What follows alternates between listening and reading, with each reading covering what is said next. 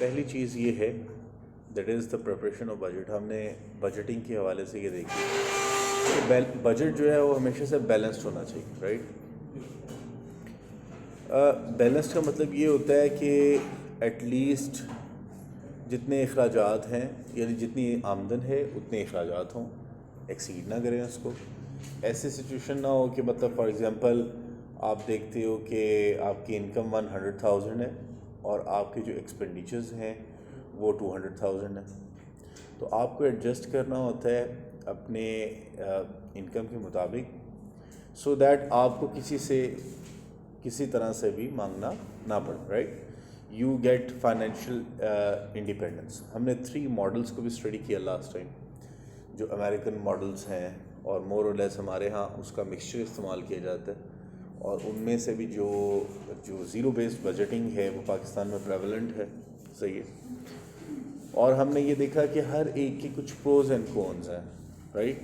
कुछ के बेनिफिट्स हैं, कुछ के नुकसानात हैं, ठीक है। और आपने ये भी देखा उसके अंदर कि ये बजटिंग जो है, अगर एक स्ट्रॉन्ग बजटिंग सिस्टम हम किसी भी कंट्री में इनकलकेट करते हैं, स्टार्ट करते हैं, तो उसी से एफिशिएंसी आती है, सही है। और जिन कंट्रीज़ की फाइनेंशियल कंडीशंस अच्छी होती हैं वो अपनी पॉलिसीज़ बनाने में बड़े इंडिपेंडेंट होते हैं।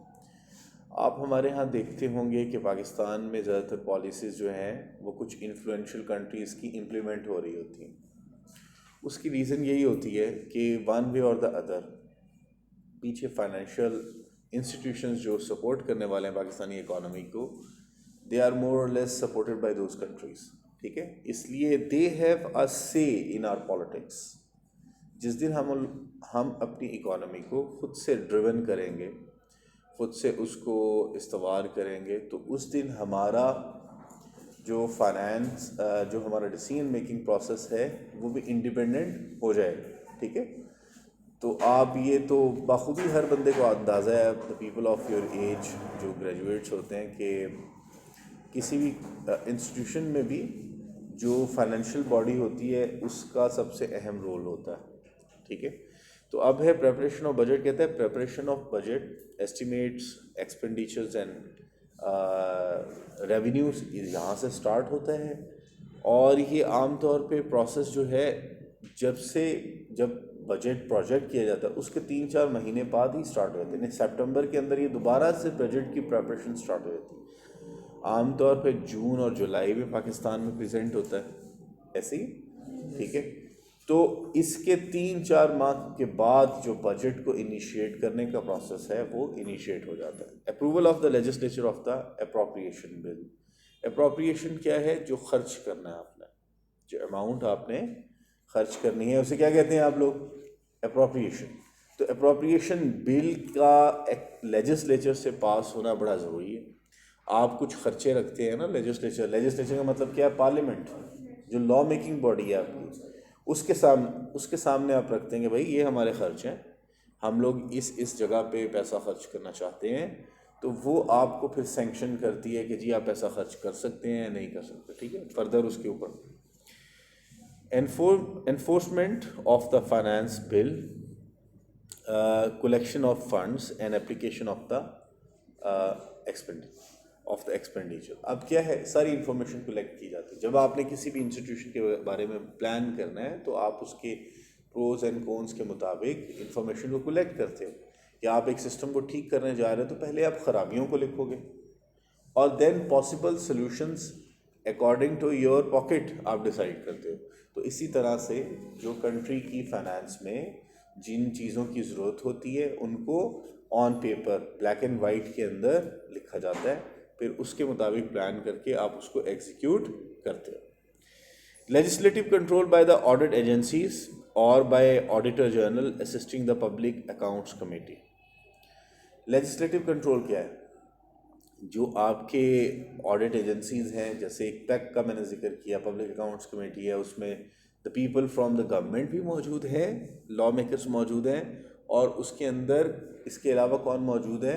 जो आपकी ऑपोजिशन के लोग हैं, यानी दोनों किस्म के लोग उसमें मौजूद हुआ करते हैं, ऑपोजिशन के लोग भी और हुकूमत के नुमाइंदे भी, ठीक है। दोनों मिल बैठ के उस प्रोसेस को स्टार्ट करते हैं। अगर कहीं पर किसी किस्म की आपको फील होती है कि यहाँ पर एम्बेजलमेंट है, करप्शन है, तो फिर आप उसको प्रॉब करते हो।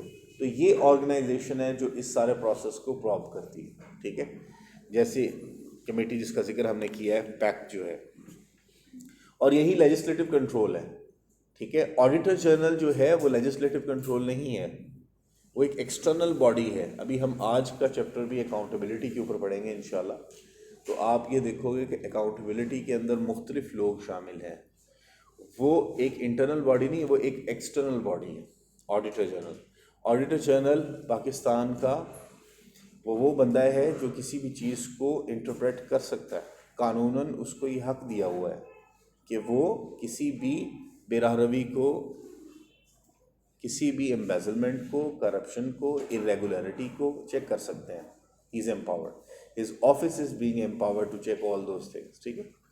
लेकिन ऑन द अदर हैंड जो लॉ मेकिंग बॉडी में से बॉडी बनती है वो है पैक, पब्लिक अकाउंट्स कमेटी, और इस तरह की बहुत सारी और कमेटीज़ भी जो कि पार्लियामेंट अपनी डिस्क्रिशन पे, अपनी ताकत पे बना देते हैं। इत्तफाक राय से बन जाती है बॉडी कि फॉर एग्जांपल ये एक 5 MNAs का ग्रुप है, ये जनाब फ़लानी जो चीज़ को चेक करने की सलाहियत रखते हैं। ये यूनानिमस होती है। यूनानिमस मीन मुतफ़िका राय से बनती है, ठीक है। सारे लोग इत्तफाक करते हैं तो बनती है। और इसमें दोनों लोगों को लिया जाता है, अपोजिशन को भी लिया जाता है कॉन्फिडेंस में, और हुकूमत के लोगों को भी लिया जाता है, ठीक है। आगे हमारे पास है, तो उसमें आ जाता है प्रिपरेशन ऑफ एस्टिमेट्स। मैंने आपको बताया था प्रॉब्लम्स को देखने जा रहे हैं, सॉल्व करने जा रहे हैं। तो सबसे पहले आप क्या करते हो, एस्टिमेट्स का अंदाज़ा लगाते हो, ठीक है। आप देखते हैं कि कितना एक्सपेंडिचर होने वाला है, आप देखते हैं कितना हमें पैसा चाहिए। तो सबसे पहला अमल क्या है, प्रिपरेशन ऑफ एस्टिमेट्स। इसमें क्या है, the finance ministry asks for the demand in September and October, ठीक हो गया। 9वें और 10वें महीने के अंदर उन्होंने ये काम करना है। 8 months prior to the fiscal year.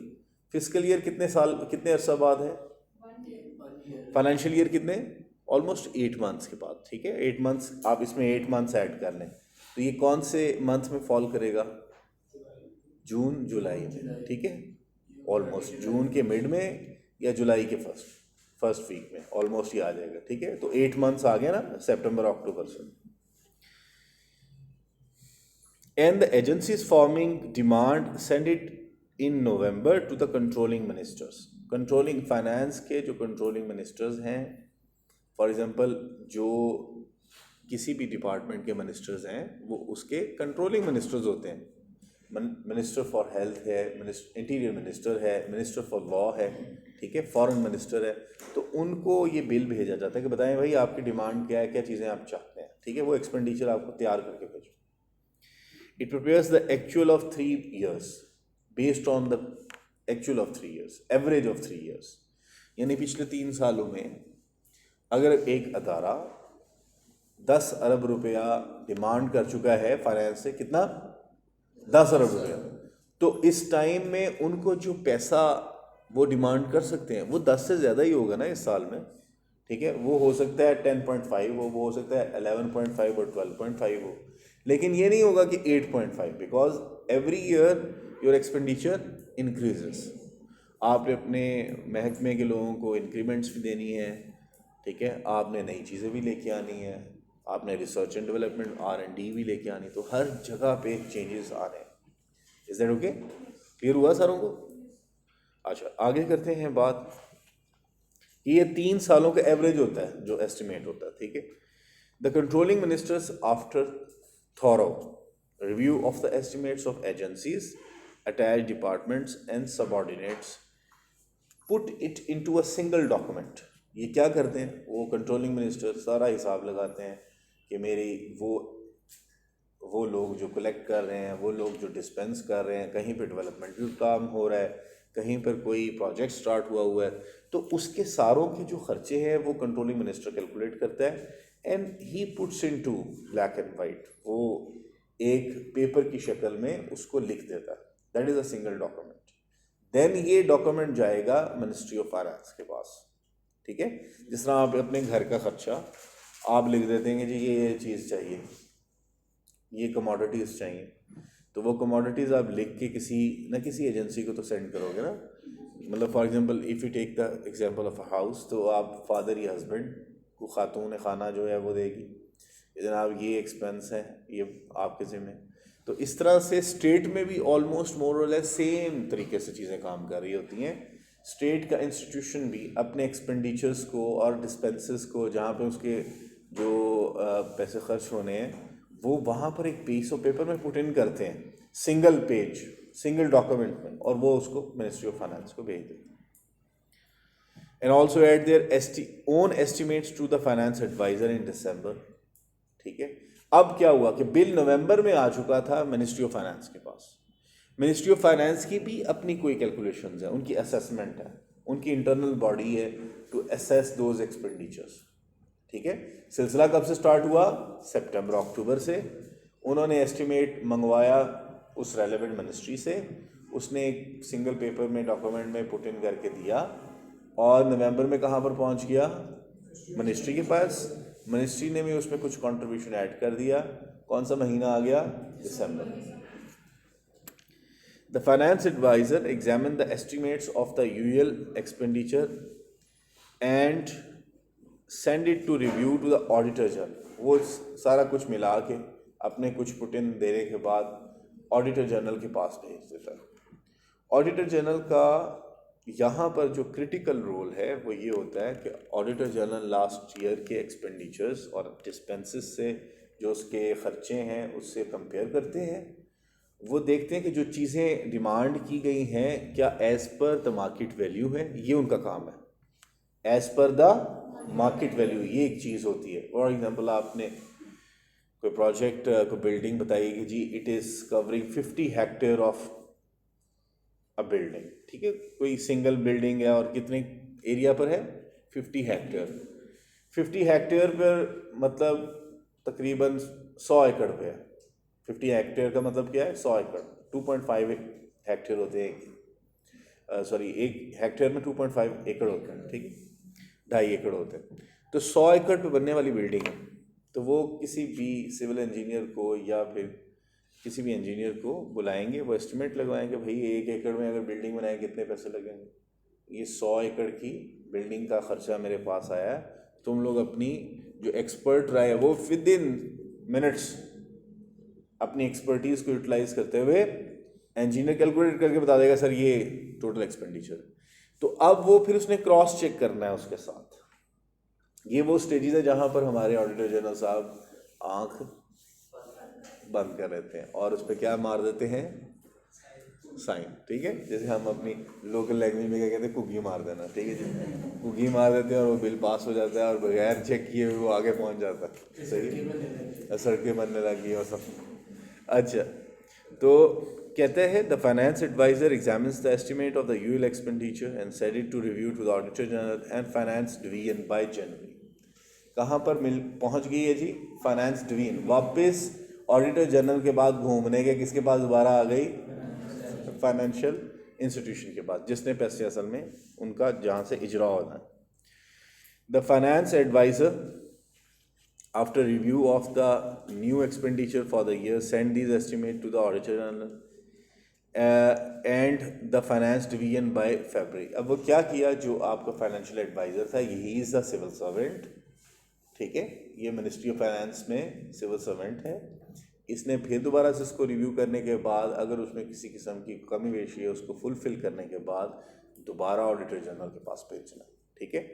वो भी अपनी एक्सपर्ट राय के मुताबिक एक्सपर्ट अपनी जो उसकी प्रीवियस एक्सपीरियंस होती है, क्योंकि year after year financial adviser bills को देख रहा है, कंपोज कर रहा है, उसे पता है कि कौन सी जगह पर कितना पैसा खर्च हो रहा होता है, वो फिर दोबारा से भेजता है ऑडिटर जनरल के पास।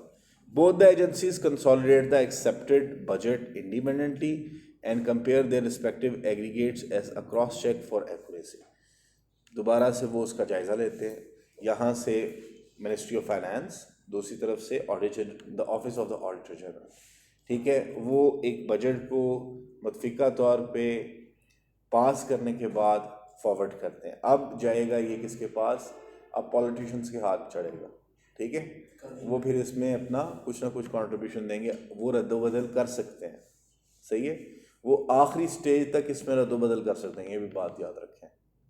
जो आपके पॉलिटिशियंस हैं, जिसमें ख़ास तौर पे कौन है, एग्जीक्यूटिव जो है, चीफ एग्जीक्यूटिव्स, वो इसमें बहुत सारे चेंजेस कर सकते हैं, they are empowered.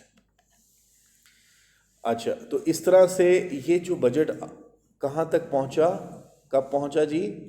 In the month of February, that is ready for printing. इसके बाद इसको मार्च में और अप्रैल में, मैं बताता हूँ प्रोसेस, यहाँ तक ये मार्च और अप्रैल के अंदर इसको क्या कर लिया जाता है, प्रिंट कर लिया जाता है। फिर इस पर 12 डिस्कशन होती है ऑफिस ऑफ द एग्जीक्यूटिव में, and finally in June it is being presented into the parliament on the floor of the parliament. वहाँ पर फिर ये मुतफ़िका तौर पे इस पर राय शुमारी की जाती है, वोटिंग की जाती है, और अगर ये पास हो जाए तो इसको इम्प्लीमेंट कर दिया जाता है, और ये 90% केसेस में पास हो जाता है। उसकी वजह यह है कि हमारे यहाँ पार्लियामेंट्री सिस्टम है, वो जो जमात इसको पेश कर रही होती है उसके पास ऑलरेडी मेजॉरिटी होती है पार्लियामेंट में, तो वो उस मेजॉरिटी की को यूटिलाइज़ करते हुए बजट को गेट इट पास्ड, ठीक है। और इस तरह से बजट आपका जो है कंट्री के अंदर इम्प्लीमेंट हो जाता है। This is the whole process. If you have any question you can ask जी।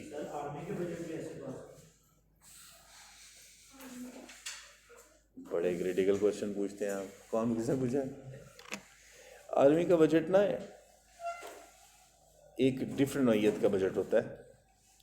वो लोग, मैंने आप लोगों को शायद बताया था लास्ट टाइम में कि आर्मी अपने बजट इसलिए डिस्कस नहीं करती कि वो नहीं चाहती कि ओपोनेंट्स जो हैं, जितनी भी नेशन जो उनके अगेंस्ट कॉन्स्पायर कर रही होती हैं, उनके साथ कोई किसी किस्म की राजदाराना इंफॉर्मेशन शेयर हो कि पाकिस्तान मिलिट्री कितना पैसा एयरफोर्स पे लगा रही है, न्यूक्लियर डेवलपमेंट पे लगा रही है, ठीक है। आ जाके हम लोगों के पास पैसा कोई ज़्यादा नहीं होता, तो हकीकत की बात यह है कि हम लोग ट्रेडिशनल वेपन्स ख़रीदने की बजाय ईयर्स आफ्टर ईयर्स न्यूक्स ही बना रहे हैं।